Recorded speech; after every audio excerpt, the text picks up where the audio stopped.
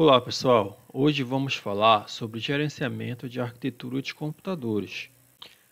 Esse é um tema que geralmente remete aos softwares, aos hardwares utilizados pelas empresas, assim como estes se comunicam. E isto tem um alto impacto nos negócios de uma determinada empresa. A arquitetura corporativa está no centro da maioria das capacidades operacionais de uma empresa. Isto se deve principalmente ao fato dessa arquitetura corporativa definir a forma como serão implementados os recursos de TI em uma empresa, seja através de hardware ou software, tornando assim a TI vital nos negócios. Em consequência disso, avanços recentes levaram a mudanças importantes na forma como os serviços de TI são fornecidos. Afinal, com o tempo, tem-se aumentado o poder computacional de baixo custo, o que tem afetado diretamente a forma como esses serviços são fornecidos. Assim, os mecanismos operacionais no centro de determinadas empresas continuam a evoluir e, consequentemente, esses sistemas vêm proporcionando melhorias na forma de oferta dos serviços e ou produtos das empresas. Novas abordagens permitem a otimização no desenvolvimento de grandes e complexas aplicações construídas a partir de módulos reutilizáveis, com serviços compartilhados e interfaces comuns. Isso geralmente está relacionado com a capacidade desses novos sistemas de reutilização de dados, informações e aplicações, mesmo que sejam de plataformas distintas. Isso permite que as empresas possam fazer uso de novos sistemas e, ao mesmo tempo, fazer uso dos sistemas antigos, dos sistemas legados, porque as novas arquiteturas possibilitam a interoperabilidade entre esses sistemas. O termo arquiteturas corporativas é bastante utilizado nesse segmento, principalmente pelo fato de oferecer, em geral, ou pelo menos padronizar, hardware e softwares mais robustos. A TI pode oferecer uma nova abordagem de arquiteturas corporativas por meio da construção de ambientes mais inteligentes e flexíveis, que podem ficar protegidos contra falhas e quedas do sistema. Mas como que isso é feito? Em geral, elas padronizam os sistemas de hardwares e softwares de toda a empresa, estabelecendo ligações mais estreitas com a estratégia de negócio. Isso, em geral, permite diminuir custos, aumentar a padronização, promover a reutilização de ativos de TI e acelerar o desenvolvimento de novos sistemas. Segundo o estudo, essas são as principais metas de negócios estabelecidas para serem atingidas através da arquitetura corporativa. Reduzir custos e ainda melhorar a produtividade, melhorar a satisfação com o consumidor, criar vantagens competitivas, gerar crescimento, gerar novos fluxos de receitas, aperfeiçoar a cadeia de suprimentos. Obviamente, para isso ser alcançado, é fundamental a definição de uma arquitetura corporativa sólida, ou seja, que os recursos de TI, sejam de hardware ou software, estejam alinhados entre si, assim como também estes estejam alinhados às estratégias da empresa. Os especialistas comparam um plano de estrutura corporativa a uma planta de um imóvel. Ou seja, essa arquitetura proporciona à empresa um conjunto de dados que podem ser utilizados em seus processos e assim que podem ser utilizados também para sustentar suas metas e, consequentemente, podem ser utilizados em sistemas de tomada de decisão. Contudo, em geral, é uma arquitetura que precisa ser bem fundamentada para ser implementada. Com a arquitetura corporativa, o assunto são os negócios, que devem ser examinados sobre 4 visões diferentes: negócios, dados, aplicações e arquitetura de tecnologia. A arquitetura corporativa tem a ver com a tentativa de alinhar todas essas visões. E, consequentemente, essa arquitetura ela nunca é estática. Ela está sempre em constantes mudanças.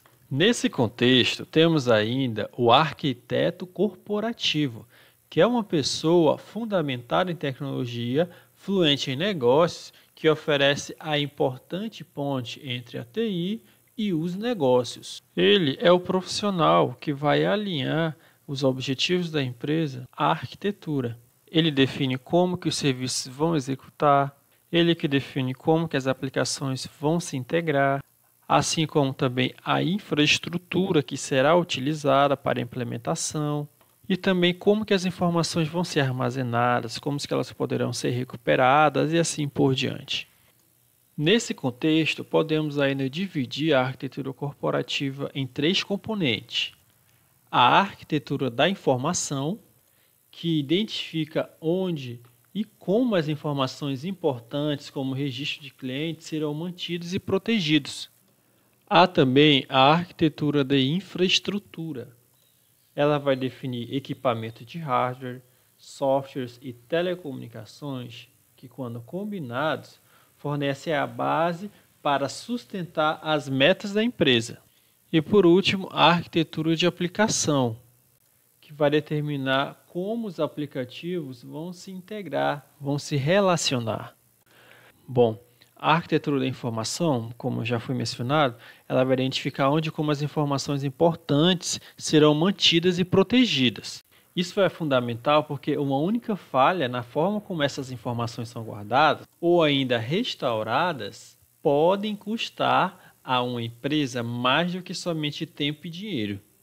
Afinal, a gente sabe que alguns dados são sensíveis, não podem ser recriados. Aqui dentro dessa arquitetura, temos algumas áreas que é importante que uma empresa ela deve focar, que são o backup e recuperação, recuperação de desastres e segurança da informação.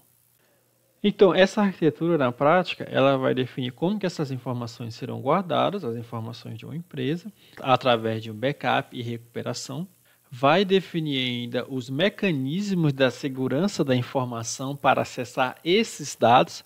Vale ressaltar aqui que a segurança ilustrada pela imagem aqui, ela está especificamente no contexto da recuperação desses dados armazenados, desses dados de backup.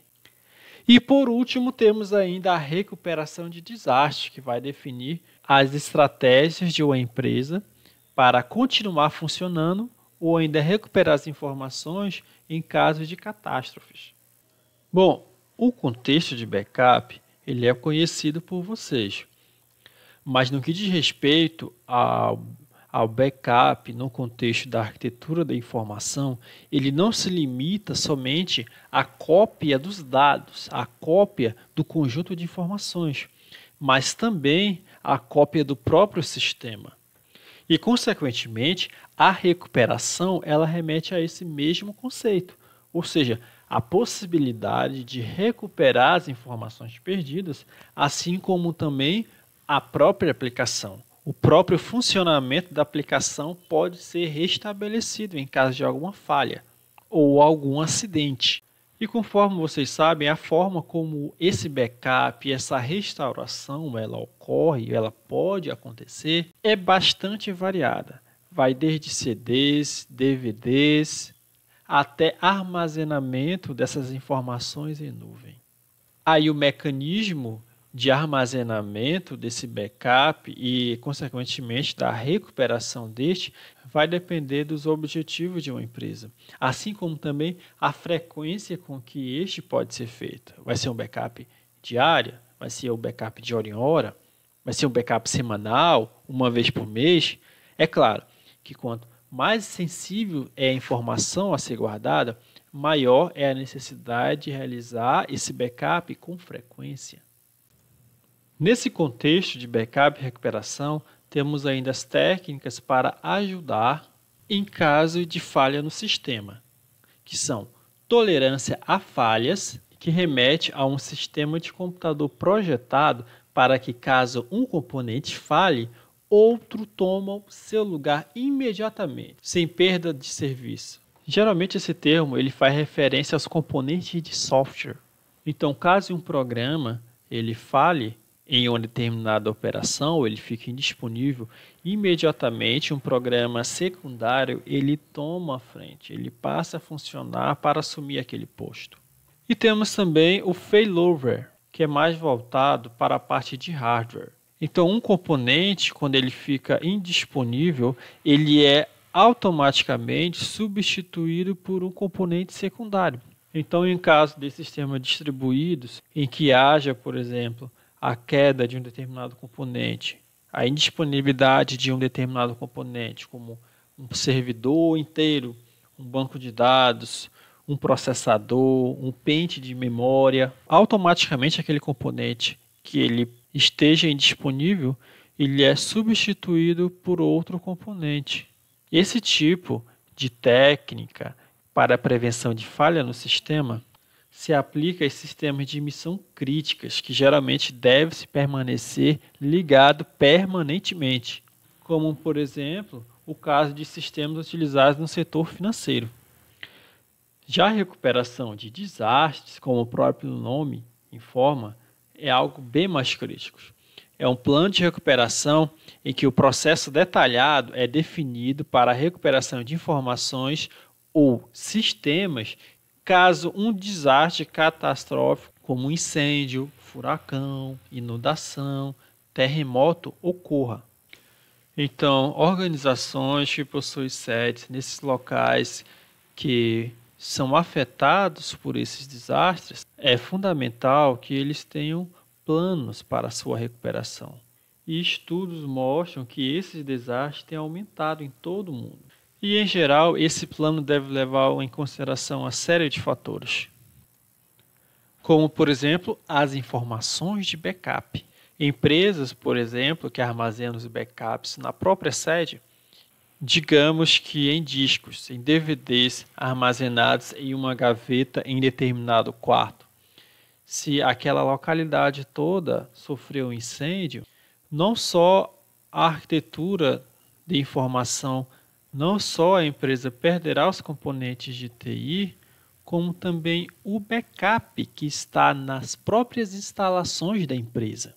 Então, esses planos de recuperação de desastre também devem prever essas situações. E, em geral, a recomendação é que os backups sejam armazenados em locais geograficamente distintos da sede da empresa. E aí, nesse conceito, foi criado alguns termos, como hot site, que é a instalação separada e totalmente equipada para onde a empresa pode transferir-se imediatamente após um desastre e retomar seus negócios.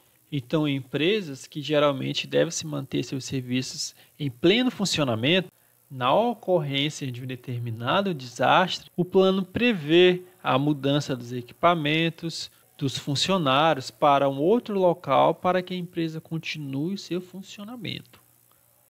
O outro termo popular nesse plano também é o cold site, que é uma instalação separada que não possui nenhum equipamento informático, mas é um lugar para onde os funcionários podem transferir-se após um desastre. Então, esse último, ele não é voltado especificamente para funcionamento da empresa, mas para a preservação dos seus colaboradores.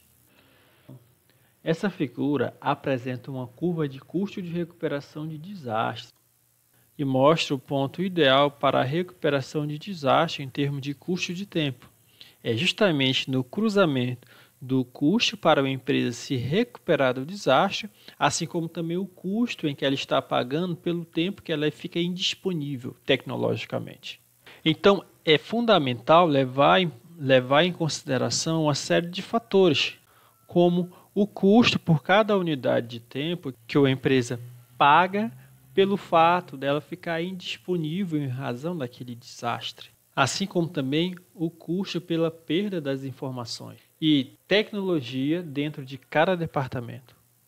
Em geral, nas primeiras horas de um desastre, os custos são mais baixos, mas aumenta cada vez mais ao longo do tempo. Aí, a partir do ponto em que a empresa conhece todos esses custos, é possível traçar esse gráfico, ou seja, é possível determinar qual é o ponto ideal para a recuperação daquele desastre. Na arquitetura da informação, ainda temos os conceitos relacionados à segurança da informação, que em geral está intimamente relacionado com o que nós já vimos nos tópicos anteriores sobre a segurança da informação. Mas esse plano, aqui no contexto de arquitetura de informação, geralmente está relacionado com o gerenciamento de acesso aos usuários, assim como a atualização de softwares, antivírus e de correção. A arquitetura da infraestrutura, por sua vez, inclui equipamentos de hardware, software e de telecomunicações que, quando combinados, fornecem a base subjacente para apoiar as metas da organização.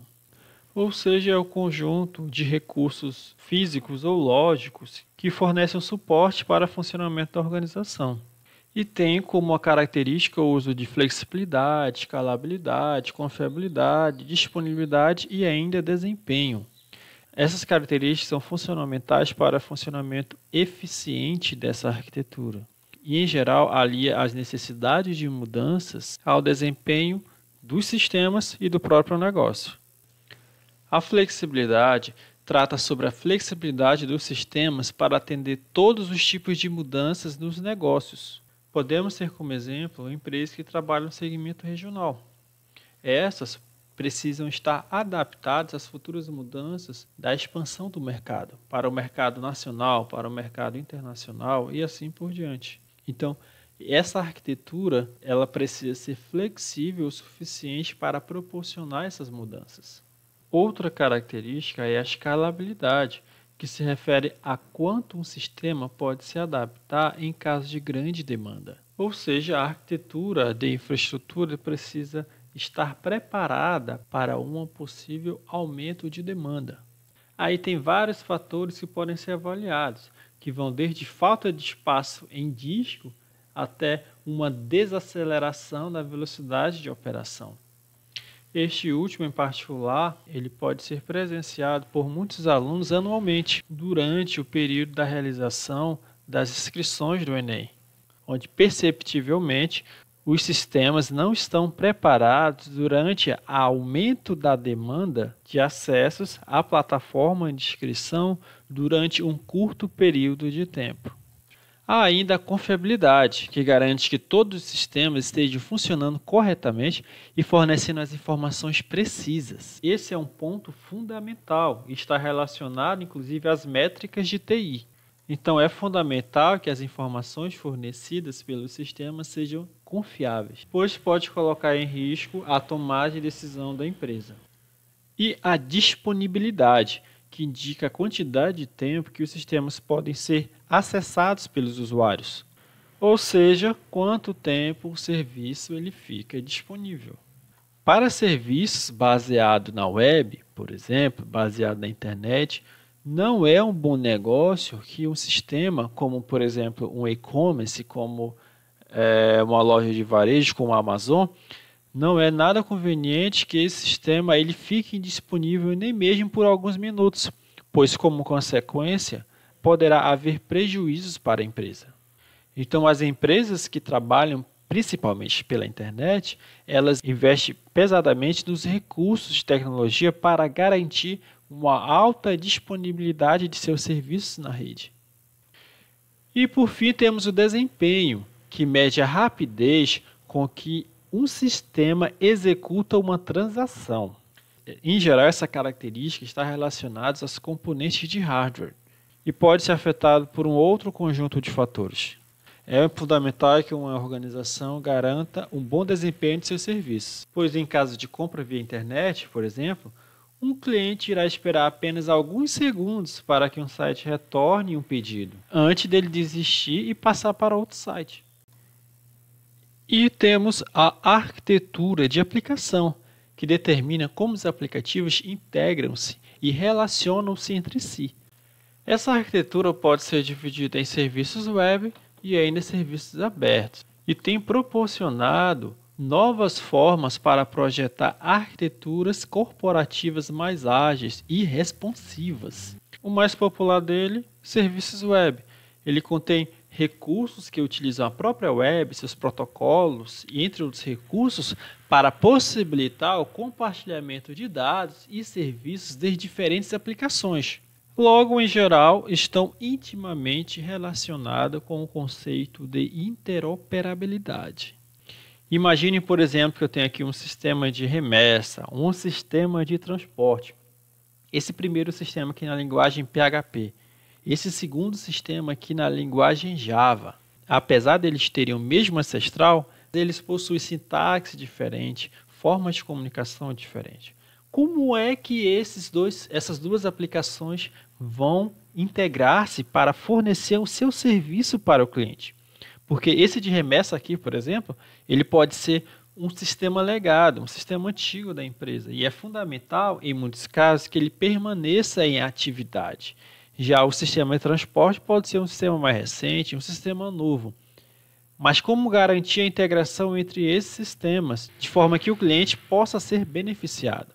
Aí tem um conjunto de sistemas da internet que podem ser utilizados para proporcionar esse benefício ao cliente, que aqui na ilustração está sendo ilustrado com o termo de sistema de compatibilidade. Então, esse serviço, em geral, ele trabalha com a interoperabilidade entre os sistemas, ou seja, ele consegue unir as informações de sistemas, de plataformas, de arquiteturas, de tecnologias distintas, através da internet.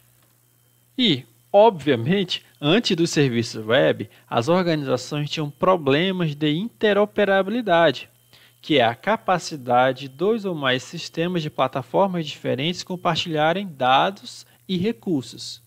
Os serviços web abrangem todas as tecnologias que são usadas para transmitir e processar informações por meio de uma rede, mais especificamente a internet. Uma das tecnologias utilizadas para esse fim são os web services, que eles podem ser utilizados para atender tanto clientes quanto outras empresas. Como, por exemplo, para quem pretende trabalhar com o desenvolvimento de e-commerce, por exemplo, ou instalar um módulo de frete, um módulo de cálculo de fretes na sua aplicação. O desenvolvedor ele pode puxar as informações relacionadas ao web service do site dos Correios e então realizar a integração desse serviço em sua aplicação, em seu site. Ou seja, não necessariamente você precisa desenvolver o seu sistema na mesma arquitetura, na mesma plataforma, na mesma linguagem de programação que o site dos Correios para obter aquelas informações. Basta você utilizar um web service, um serviço web disponibilizado pelaquela organização para você obter as informações necessárias para o cumprimento dos seus objetivos. E por fim, na arquitetura de aplicação, temos os sistemas abertos. Esse geralmente é um termo que descreve hardware e software de TI não proprietários, disponibilizando os padrões e rotinas a partir dos quais eles operam, tornando mais fáceis integrá-los. Em geral, esse é um tema bem amplo. Nós temos vários tipos de sistemas que são categorizados como sistemas abertos, sejam esses sistemas de softwares ou sistemas de padronização. E, em geral, mesmo que eles não disponibilizam o código do funcionamento de determinada parte de um sistema, seja ele físico ou lógico, mas é explicado a forma como ele funciona, a forma como as rotinas funcionam, e assim facilita-se a integração com este.